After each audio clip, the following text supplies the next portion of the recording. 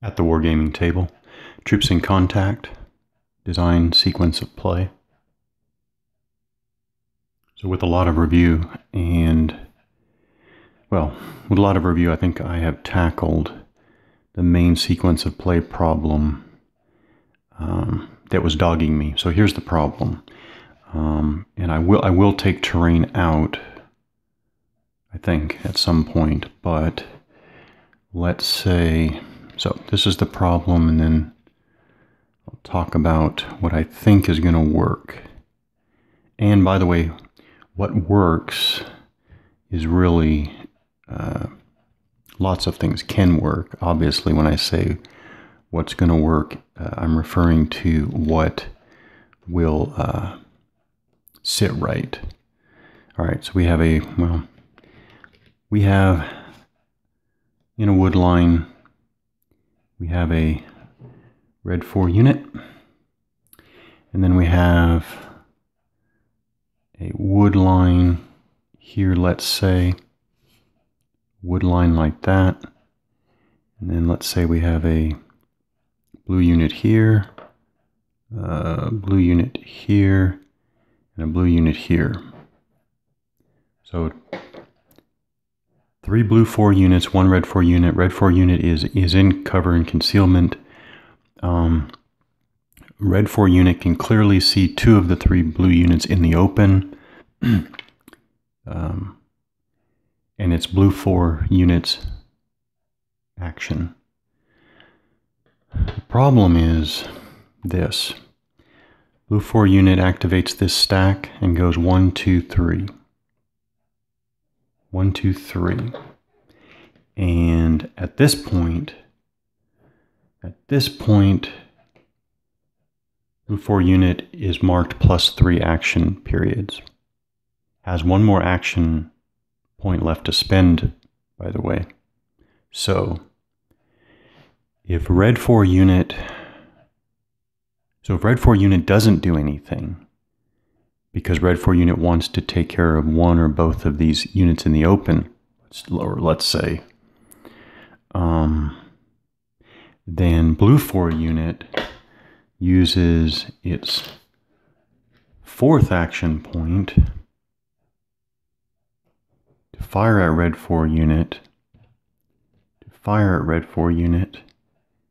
and suppress them, in effect. Okay, suppress them. And this, well, here's the problem, actually. The way I see it right now, the way I see it anyways, the red 4 unit has to be marked for +4 action periods as well.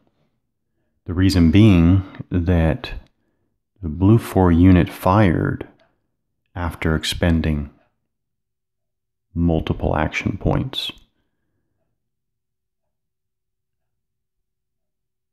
And this is the problem, because now blue 4 units can waltz up here without any problem.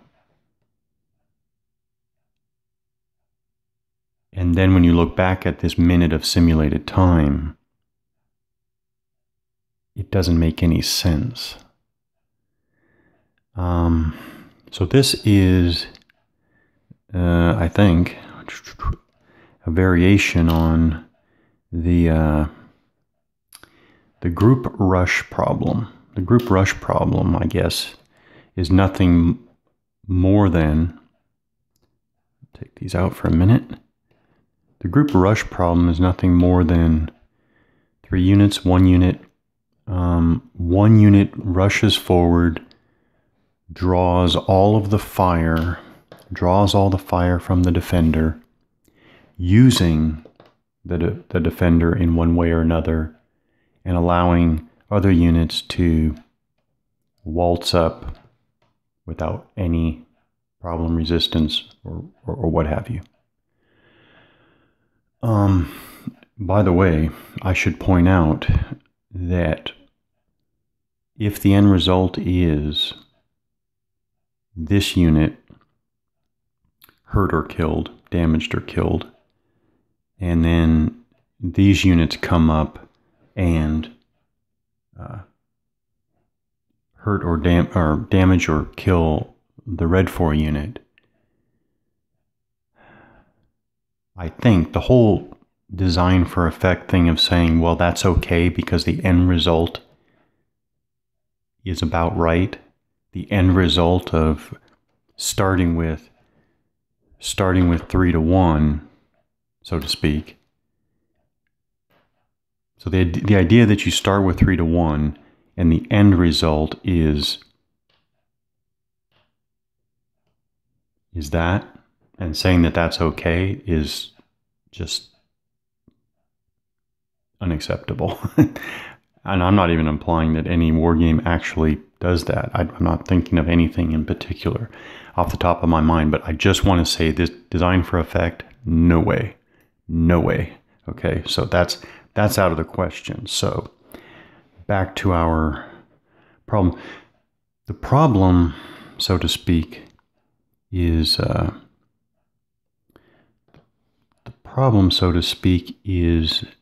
by the way, now let's take out the terrain. This doesn't, if this unit goes 1, right? Red 4 unit responds, right? Boom. Marking red 4 with 1.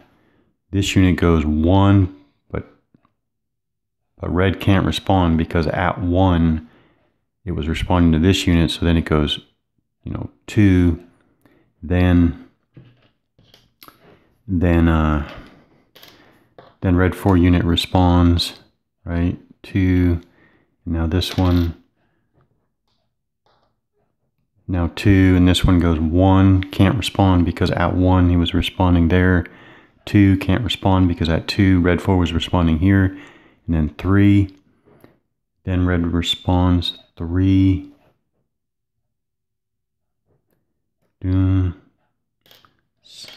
That is okay. I mean, that looks okay. I don't have an issue with that. Understanding this is in the open, so I mean, there's no, yeah. That I don't have an issue with. The problem, of course, is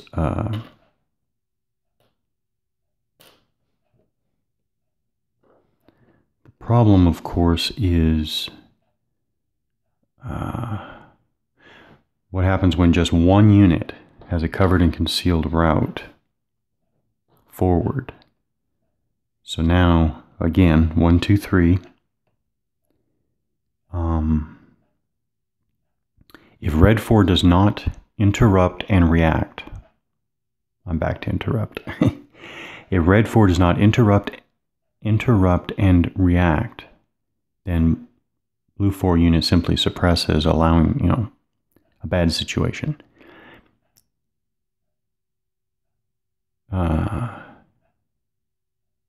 And if red 4 unit reacts, it also creates the problem, right? Because then, so blue 4 unit was at 3, red 4 unit responds, red 4 unit is marked. Now, what happens when these guys move? So if this unit moves 1, why can't red 4 unit respond? Because he wasn't doing anything at action period +1. The problem with this is, and I thought about this, well, why don't you just mark it 1 and give it some combat power and say, yeah, red 4 unit did, and then did respond at 1, and this one goes 1 and 2, he gets marked 2, like that. Problem with that is that there is nothing to, let me see, right, there is nothing to say that, let's do this. We'll actually walk through it. Here's the dilemma. The dilemma is there's nothing to say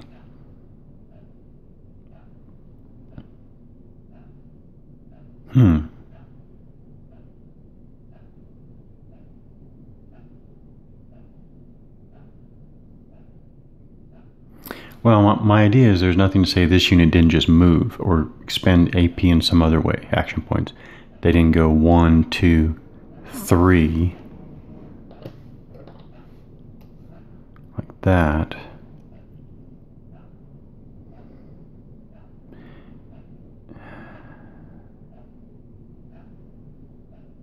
And then when you say he moves there, you're looking at a red 4 unit with a 3 on it. And you say, well, I'm going to fire because I'm going to use the 1. But you can't use the 1 because at the 1 action period point, the unit was back here doing something else. I think that's a problem. Anyways, I'm going to call that a problem. Even if I've misinterpreted that as a problem, I'm calling that a problem. Okay. One more kind of issue is the... and I'm going to call it the gamey design response, the gamey game mechanic. What I'm not going to do is allow the infinite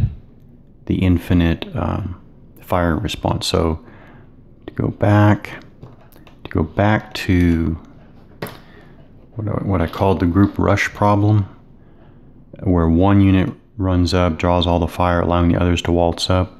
What I'm not going to do is allow the infinite response. So 1, 2, 3, 4. Red 4 gets to respond. 1, 2, 3, 4.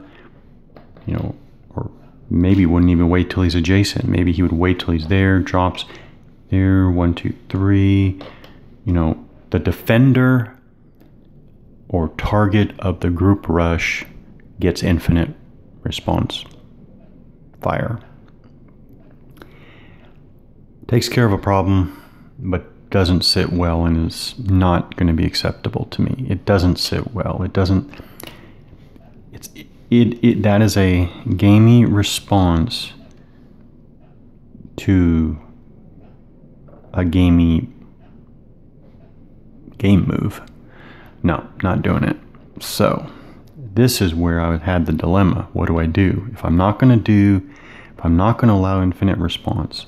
And by the way, I could, yes, I looked at all different sorts of things. I decided, okay, well, I could have action period markers that show what you've done. In other words, there would be a movement action period marker and a fire action period marker, but then would you have to have action period markers for other types of activities? See, I don't want to multiply rules just to take care of problems, and I don't want to multiply new rules. I don't want to add new rules. I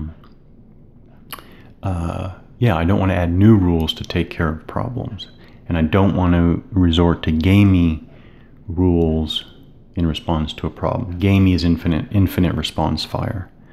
Okay, this I think is what's going to work. And stays within the game spirit, game design spirit, stays within what I'm looking for. So I think that when blue 4 goes 1, 2, 3, right? Blue 4 player is making a mistake. Right? Back up. Can't say that. Blue 4 player is choosing to move with that unit first, and is choosing to leave other units in the open. So, I'm thinking now, when the blue 4 unit basically enters the woods there, I'll take this off too. Red 4 player says, pause, let me see if I can observe. Red 4 player can do that. Red 4 player goes through the whole mechanics of figuring out observation, and then decides, oh, I can observe blue 4 unit. Now red 4 unit has the option to interrupt and react. Doesn't have to.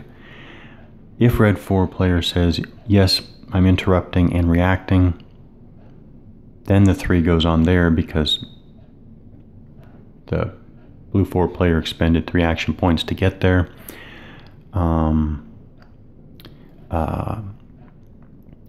Now, the trigger allows red 4 player to interrupt and react. I'm taking off the requirement. The red 4 player doesn't have to respond, to that unit that they observed.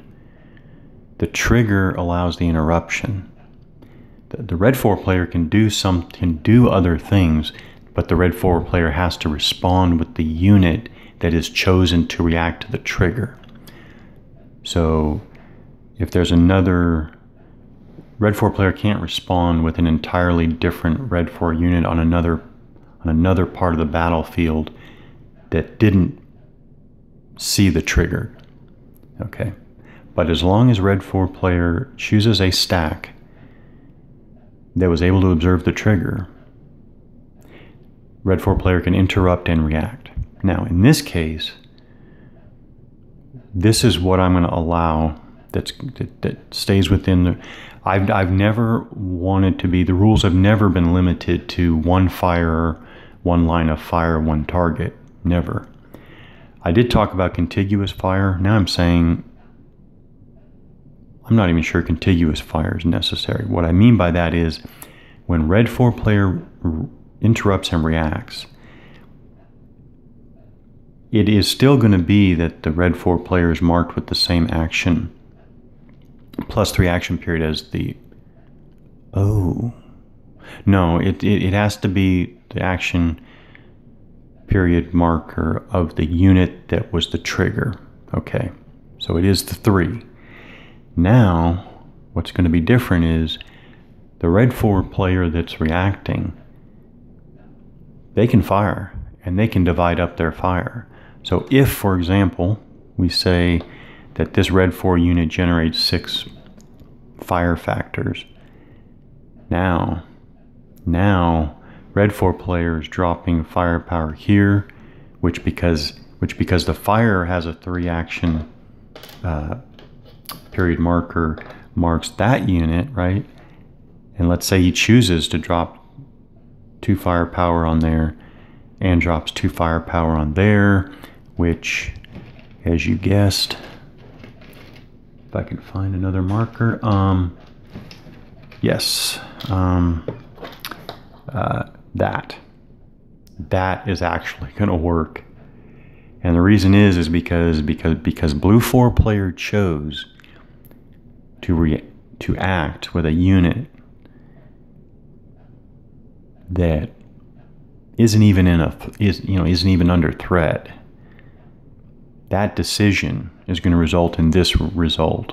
The result is not gamey. This isn't infinite fire. The red 4 player still has the set amount of firepower that they can generate, but they're going to divide it up. That's actually going to work. Wow. Now I just need to remember this. The answer. And I didn't multiply rules. I still have action, interruption, reaction. I have fields of fire, zones of fire, whatever you want to call them. Again, I was never thinking that fire was going to be, these laser, right? These laser beams. Nope, no laser beam fire. Well, except when you're firing like one shoulder launched, anti-air rocket at a helicopter, right? But that point fire is point fire. This is actually going to work. That's going to work. So that is a very successful outcome, I guess you could say, for a red 4 player because of the choice made by the blue 4 player. What the blue 4 player needs to do is look and act with those that are under threat first, right? 1, 2, 3, 4, 5. 1, 2, 3, 4. Okay, they're equal distant. you know, you need to get your unit. So how would that work?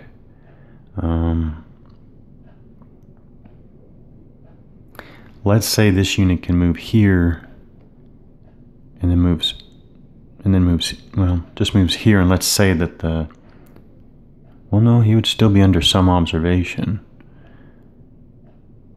1, 1. Red 4 player still drops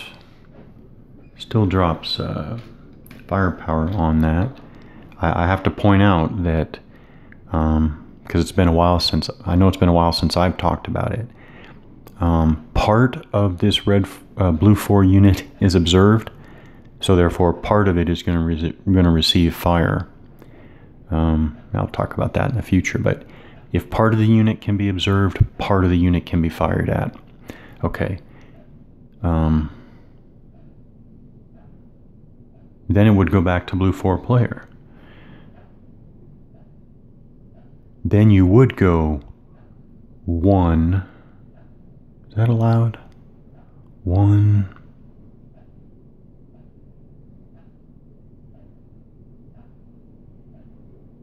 Yeah, I guess so. 1. And then 2. And then let's say they're not able to be observed. Then you go 1, 2, 3.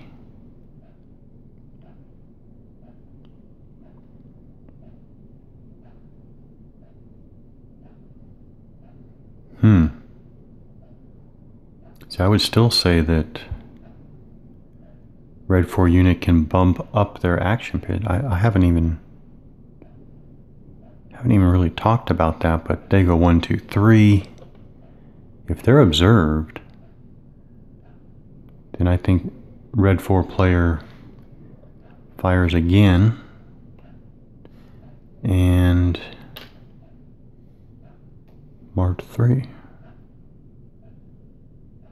Now, red 4 player in this case winds up taking no fire effects, but realistically, blue 4 player was able to improve his position, but not, harmlessly, right? That actually works. That actually works. Because the red 4 player added to his, he didn't go backwards in time, right? He was marked 1, then he reacted later. I think that's going to work. Interesting. I think this is good enough to go back to play testing.